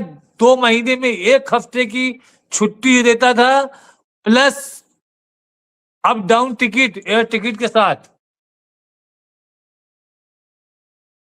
पूछता था आपका होम एयरपोर्ट कौन सा है, वहां तक का टिकट देता था, अप एंड डाउन का। और लोग कहते थे उस वक्त लीबिया में एजुकेशन बहुत अच्छे लेवल पे जा रहा था, बर्दाश्त नहीं हुआ, अमेरिका को तबाह कर दिया। पाकिस्तान को अमेरिका ने तबाह कर दिया। इमरान खान कहां लेके जाना चाह रहा था पाकिस्तान को? आतंकवाद से दूर लेके जाना चाह रहा था, इंडिया से अच्छे रिश्ते बनाने की कोशिश कर रहा था। वो एजुकेशन पे काम कर रहा था, चिल्ला रहा था एजुकेशन एजुकेशन, उसको भी तबाह कर दिया अमेरिका ने। तो अमेरिका को हमको तबाह करने की जरूरत नहीं है, हमारा एजुकेशन सेक्टर तो हमारे लोग तबाह कर रहे हैं। आए दिन पेपर पढ़िए, कितने हजार स्कूल बंद कर दिए गए, कितने कॉलेज में टीचर नहीं है, आरटीआई में निकालिए, पता चला कि सेंट्रल यूनिवर्सिटी में इतनी कमी है, गवर्नमेंट कॉलेज में इतनी कमी है। अरे भैया अगर आप चाहते हो कि देश को आपको मजबूती मिले, लोग देश को देख के सैल्यूट करें इंडिया को, तो आपको तैयारी करनी पड़ेगी आज से, तब जाके ये 15 साल के बाद आपको उसका रिजल्ट मिलेगा। ये झंडा लेके नारेबाजी करके आप कौन सी विश्व गुरु बन जाएंगे भाई? ये मीडिया में आप चला करके क्या साबित कर रहे हो? खाली देश के लोग गुमराह हो रहे हैं ना, बाहर के लोग तो हंस रहे हैं। हम तो देखते हैं CNN, हम तो देखते हैं रशियन टुडे, हम तो देखते हैं BBC वर्ल्ड, हम बाहर के चैनल देखते ही है। उसमें क्या हंसी होती है डिबेट में इंडिया की, इंडियन मीडिया की? क्योंकि हमारे देश के आवाम को इंग्लिश नहीं आती है। अर्बन में बहुत मुश्किल से 30-35% लोग होंगे शहरों में जो इंग्लिश समझने की सलाहियत है जिनके पास, और रूरल में ये पोजीशन मैक्सिमम 2 से 3% होती होगी, 5%। तो वहां वो इंग्लिश में क्या बोल रहा है यहाँ किसी को पता नहीं है, मीडिया दिखाएगा भी नहीं। वो तो भला यूट्यूबर को दिखा देते हैं, वरना कोई दिखाने वाला नहीं है। तो हमारी क्या इमेज है, हमारी क्या पोजीशन है? हम तो खाली चैनल देख के खुश रहते हैं। चुनाव में अगर लोगों का इंटरव्यू लिया जाता है, हम तो विश्व गुरु हैं, हमारी तो दुनिया में अमेरिका हमारे सामने पानी मांगता है। ये बोल क्यों, तुम्हें कहां से मालूम हुआ? कहा कि हमारे टीवी चैनल में कौन बना करोड़पति में, एक बैठा सामने आके बंदा, अमिताभ बच्चन ने पूछा कुछ सिम कार्ड और समथिंग क्या क्या, ये कौन सी चीज जीपीएस से कनेक्ट होती है? Pen drive, sim card, chip, और क्या क्या पूछा? तो उसने कहा कि चिप। कहा वो कैसे मालूम? कहा वो न्यूज चैनल देखा था, 2000 की नोट में लगा था। 2000 के नोट में चिप लगी थी, जो वो जीपीएस से ट्रैक हुआ था, सैटेलाइट से डायरेक्ट। मतलब इतने बड़े कौन बनेगा करोड़पति प्लेटफॉर्म में बैठ के वो बोल रहा है। कौन बताया ये बात? हमारा न्यूज चैनल। तो मुमताज भाई, अगर आज हमारी कहीं पूछ नहीं हो रही है तो उसका रीजन हम खुद हैं।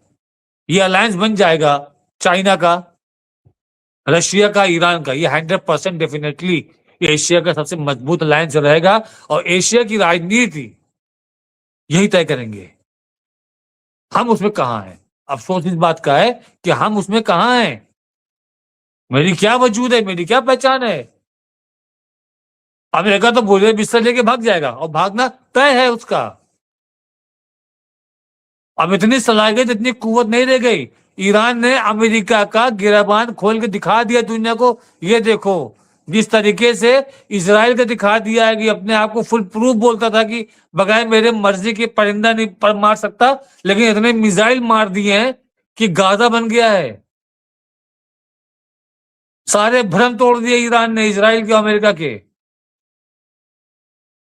और जब अमेरिका के सामने रशिया आगे खड़ा हो जाएगा हुर्मुज पे, चाइना आगे खड़ा हो जाएगा हुर्मुज पे, क्योंकि ये भी चेक कर रहे थे पीछे से कि अमेरिका की क्या डेप्थ है।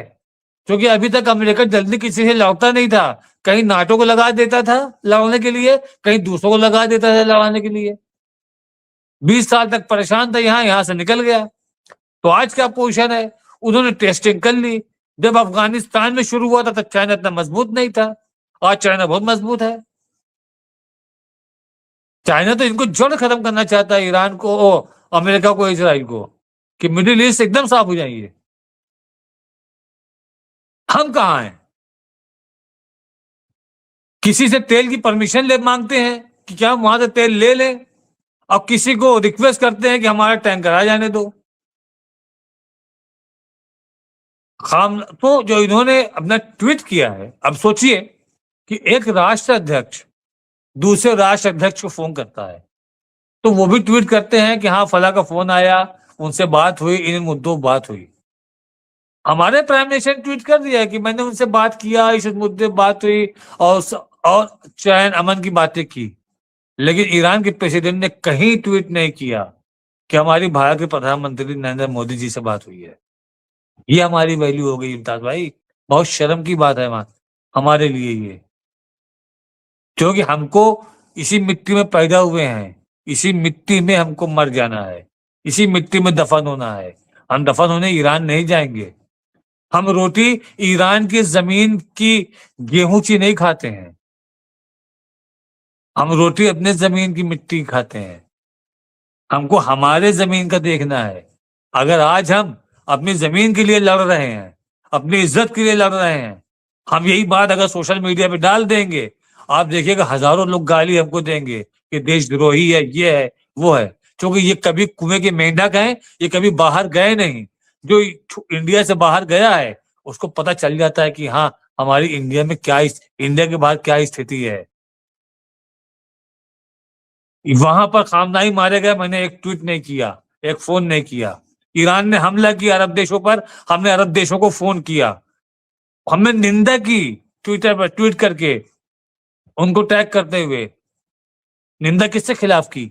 ईरान के खिलाफ। 13 दिन गुजर गए, 6 दिन के बाद जब दबाव पड़ता है, जब देखते हैं कि ईरान मजबूत हो रहा है, तो हमारे विदेश सचिव जाते हैं, जाकर रजिस्टर लिख के आते हैं, हाँ उनकी मौत पर बहुत दुख हुआ। मौत दुख हुआ कि हत्या में दुख हुआ? हत्या लिखोगे तो हत्यारे के बारे में पूछा जाएगा, मौत का पूछोगे तो बीमारी के बारे में पूछा जाएगा। फिर उसके बाद हमारे रक्षा मंत्री, वो हमारे विदेश मंत्री वहां के विदेश मंत्री से बात करते हैं, लेकिन कंडम किसी ने नहीं किया, हिम्मत नहीं है। मैं आके प्लेटफॉर्म पे एकदम खुला अला ऐलान बोल रहा हूं, कंडम करने की हिम्मत नहीं हुई। क्यों? आपको निंदा करनी चाहिए थी। वो भी एक मुल्क है, हम पे चाइना हमला कर दे और हमको अगर ईरान कंडम ना करे तो मैं तो ईरान को निगेटिव नजर से देखूंगा ना, कि मैं तो तुम्हारा दोस्त था, चाइना ने हम पे हमला किया और तुमने एक ट्वीट नहीं किया, एक निंदा नहीं की तुमने? कैसी दोस्ती? लेकिन यहां दोस्ती कहीं और निभाई जा रही थी। जब देखे कि हालात बदल रहे हैं, जिसको शेर भर कर समझते थे वो शेर निकल रहा है, तो धीरे धीरे हालात चेंज होने लगे। अब एक एक दिन में 4-4 कॉल जा रही है और बात हो रही है कि हमारे बीच में क्या हालात होने चाहिए, मिडिल ईस्ट में समानता चाहिए। अभी आपका ये होने वाला है, क्या बोलते हैं, जिससे बहुत खिलाफ है डोनाल्ड ट्रंप। अरे मुमताज भाई, ब्रिक्स ब्रिक्स की अध्यक्षता किसकी है? भारत का भारत अध्यक्ष है के इसका। है और जी जी, और मैं उसी पे आ रहा था बहरहाल। जी, तो अब चूंकि और ईरान ने जो आज ट्वीट किया है वो इसी पे किया है कि ब्रिक्स के देशों को चाहिए था कि इसका कंडेम करें। मतलब उसने कहीं ना कहीं इनडायरेक्टली ताना तो मारा है इंडिया को। ऐसा नहीं कि उसने एहसास नहीं दिलाया कि तुमने जो किया है सब हमको तकलीफ है उसकी। तो मुमताज भाई, अब हम आते हैं अपने मेन मौजू पर। नेतन्याहू मरे चाहे जिए, घायल हो चाहे भी हो, कम से कम हमारे यहाँ के लोग परेशान तो ना हो। हमारे यहाँ जो गैस सिलेंडर की लाइन लग जाती है, हाथापाई हो रही है, लॉ एंड ऑर्डर डिस्टर्ब हो रहा है, लोग परेशान हो रहे हैं। आप ये सोचिए कि जो जो जिनके घर में बिल्डिंग, जो शहरों में रहते हैं, बिल्डिंग के चौथे माले, 5वें माले में, 7वें माले में वो छोटे से किचन दिए जाते हैं फ्लैट में, वहां वो चूल्हा जलाएंगे कि इंडक्शन यूज करेंगे? कितने इंडक्शन यूज करेंगे? एक इंडक्शन में एक चीज बनती है, गैस में 2 से 4 चूल्हे होते हैं। तो परेशान सब हैं।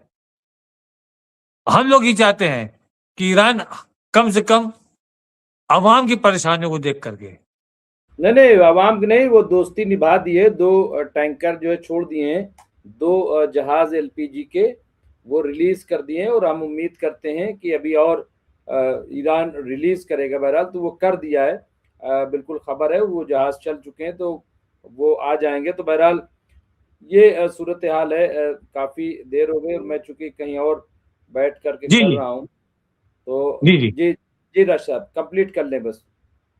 तो मुमताज भाई, नेतन्याहू या उनके जो भी मिनिस्टर अगर ये मर भी जाएंगे तो अभी वहां पर सैंक्शन इमरजेंसी लगी है, कोई न्यूज बाहर नहीं आएगी।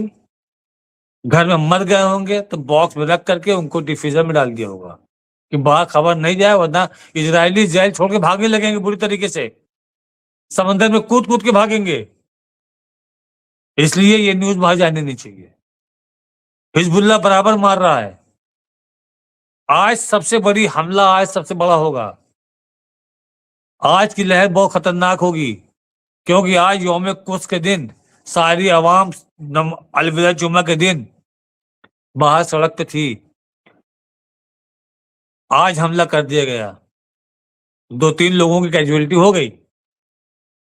वहीं पर राष्ट्रपति भी थे, वहीं पर सुप्रीम कोर्ट जज भी थे, वहीं पर लारीजानी भी थे, वहीं पर विदेश मंत्री भी थे, आराची साहब, और भी सारे ऑफिशियल सड़क पे खड़े हुए थे।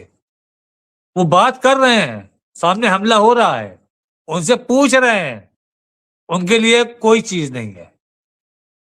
और यहां लोग बंकर में बैठे बैठे मर जाते हैं। तो उसके लिए हौसला चाहिए, और जो आज इन्होंने किया है इसका रिप्लाई आज फिर मिलेगा। देखिए मुमताज भाई, आपको याद है कि नहीं कि जब हमारी आपकी बात पहले दिन हुई थी, जब हमला हुआ था तो पहले डिबेट 2 बजे हुई थी दिन में। उसके बाद रात में जब बात हुई और मालूम हुआ कि ईरान धड़ाधड़ तमाम हमले कर रहा है, तो हमने आपसे यही कहा था कि मुमताज भाई, मैं इत्तला दे दूं यहाँ पे रोक करके। ये देखिए, बिल्कुल ताजा प्रेस टीवी ने दिया है, ये 46वीं वेव जो है जारी कर दी है। अभी अटैक किया है बहुत बड़ा, ये आप देखिए। और अगर इसके साउंड पे जाएं थोड़ा से, तो आपको लगेगा कि कितना जबरदस्त अटैक जो है वो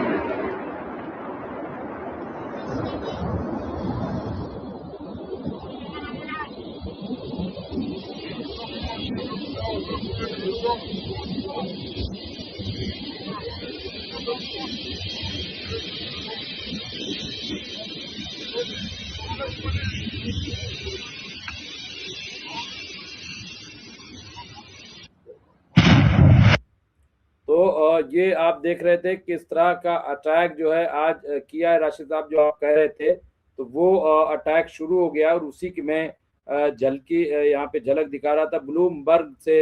यहाँ पे यूएस आर्मी ने 10,000 यूकेरेनियम या विकसित इंटरसेप्टर ड्रोन मिडिल ईस्ट भेजे हैं, ये भी बता रहा है। लेकिन ड्रोन जिस तरह के इनके ड्रोन हम देख रहे हैं, बहरहाल वो भी बहुत खतरनाक हैं और बहुत कुल मिलाकर के जंग फिलहाल रुकने का नाम नहीं ले रही राशिद साहब। और ये मैं आखिर में अगर कोई बात हो, वरना मैं सदर साहब से कह दूं कि देर बहुत हो गई है और मैं कहीं बैठा हूं। जी फिरोज साहब, आखिर में कंक्लूड कर दीजिए कि जिस तरह की चीजें आ रही हैं। जी जी डॉक्टर मुमताज, ऐसा है, कई मर्तबा राशिद साहब ने इस चीज को पॉइंट आउट किया कि मौजूदा सूरत हाल में जो इंडिया का ईरान के तई स्टैंड है, उससे गालिबन मुल्क को नुकसान पहुंचा है। मैं बबांग दहल एक बात कहना चाहता हूं कि एक प्रोग्राम था कुछ दिन पहले, बहुत बड़ा चैनल है और उस चैनल पे कई जानी मानी हस्तियां थीं, मुझे भी बुला लिया था और टॉपिक यही था ईरान यूएस वॉर। उसमें प्राइम मिनिस्टर के ताल्लुक से मैंने कहा भाई हमारे बहुत अजीज दोस्त हैं और मैंने बहुत से मुझे गालियां मिल रही हैं, हो सकता है मुझे कोई लिंच भी कर दे। मैंने कहा था कि आपको अगर दोस्ती रखनी है इसराइल से रखिए, आपको स्ट्रेटेजिक फायदा होता है बिल्कुल लीजिए। सिंदूर में भी आपने फायदा उठाया था, उसकी जो भी इंफॉर्मेशन टेक्नोलॉजी थी, हथियार थे, बहुत अच्छी बातें करी। मैंने कहा लेकिन ईरान भी आपका दोस्त है, हमेशा से दोस्ती निभाई है ईरान ने, हर मामले में निभाई है, तो कम से कम इतना जरूर आपकी जानिब से हो जाए कि वो जो 165 बच्चियां हैं और सुप्रीम कमांडर जिनकी शहादत हुई है और जो जहाज डुबोया गया है, उसके ताल्लुक से आप एक मैसेज ऑफ कंडोलेंस दे दीजिए। अच्छा, मैं कौन होता हूँ, मैं कोई मुशीर तो हूँ नहीं मुस्लिम मामलात पे पीएम साहब का, लेकिन मेरी एक हमदर्दी है उनसे। हमारे वजीर आजम हैं, हमारे सर का ताज है, हम उनकी बड़ी इज्जत और एहतराम करते हैं। तो मैंने उनसे एक बात और कही, मैंने कहा आप के ऊपर किसी का प्रेशर नहीं हो सकता। अगर आप समझते हैं कि आपके ऊपर ट्रम्प का प्रेशर है, तो दुनिया जानती है मोदी ट्रम्प का बाप है। अगर नेतन्याहू का प्रेशर है, तो मैंने कहा दुनिया जानती है कि मोदी नेतन्याहू का दादा है। मैंने इसी तरह से टकसाली जबान में, पुरानी दिल्ली की जबान में बात करी और एक मैसेज, और मैंने ये भी कहा कि हमारे वजीर आजम का 56 इंच का सीना है और अगर ये कंडोलेंस वो कर देते, शोक का जो एक पैगाम पहुंचाना था पहुंचा देते, तो यही सीना दुनिया की नजर में और खास तौर से हम लोगों की नजर में 96 इंची का हो जाता। मैंने मैसेज पहुंचा दिया और बहुत सख्त उसकी मुखालिफत कई उससे आ रही है और कुछ लोग इसकी तारीफ भी कर रहे हैं। तो मैं समझता हूं कि ये अगर कंडोलेंस कर देते, इतने बड़ा लीडर चला गया, पूरी दुनिया के मुसलमान ही नहीं गैर मुस्लिम लोगों को भी अभी तक उसका अफसोस है। तो मतलब मेरा कहने का मकसद नहीं है, अगर कंडोलेंस कर दिया होता तो ईरान इनके जहाज छोड़ देता, वो नहीं है, डील नहीं है कोई, ये इन चीजों में डील नहीं होती, धंधा नहीं होता है। ये मामले बहुत सेंसिटिव मामले होते हैं। और जो 4 दिन बाद जो हमारे मिस्री साहब वहां साइन करके आए रजिस्टर, उसमें उन्होंने जो है ये नहीं लिखा कि it was a very very deadly and very sort of a terrorist attack by USA for killing the supreme commander. कहीं ना कहीं इस तरह की स्टेटमेंट जानी चाहिए थी, बस उन्होंने एक मौत के ऊपर एक पैगाम लिख दिया। इसका नुकसान हिंदुस्तान को पहुंच रहा है। देखिए, मैं हिंदुस्तान का आम बाशिंदा हूं, मैं किसी का ब्रीफ लेके नहीं चल रहा हूं, ठीक है। मेरी एक सोच है, मैं हुकूमत के साथ हूं, आज भी हूं, इंशाल्लाह कल भी रहूंगा, जब तक आंखें खुली रहूंगा। और प्राइम मिनिस्टर मोदी साहब की इज्जत करता हूँ, बेतहाशा इज्जत करता हूँ, लेकिन इन मामलात में थोड़ा सा, चूंकि उनको अपना समझता हूँ, मैंने अपनी बबांग दहल उनसे शिकायत कर दी।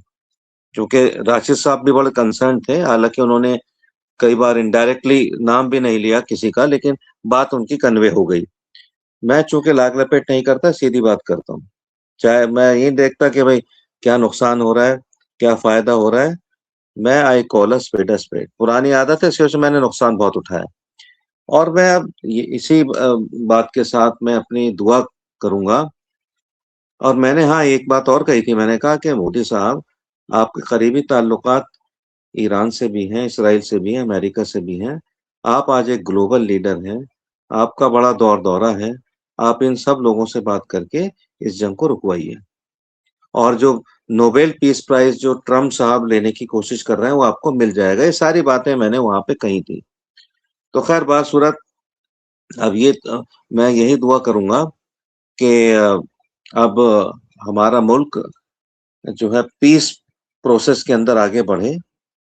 और ये पीस प्रोसेस जो है, जितनी जल्दी वजीर आजम मोदी साहब इसमें आगे बढ़े, मुझे उसकी परवाह नहीं है लोग मोदी साहब के बारे में क्या कहते हैं, ठीक है, या क्या नहीं कहते। उनका एक मकाम है, बड़ा मकाम है। तो उसको, उसका फायदा उठा के वो इस जंग को रुकवाएं। और बाकी यह है कि सब अल्लाह के हाथ में हम छोड़ देते हैं। और रमजान का ये समझिए कि तकरीबन एक हफ्ता ही रह गया है। इस हफ्ते में हम अल्लाह से दुआ करते हैं कि ईद, अब ईद क्या, ईद गाजा वालों के लिए।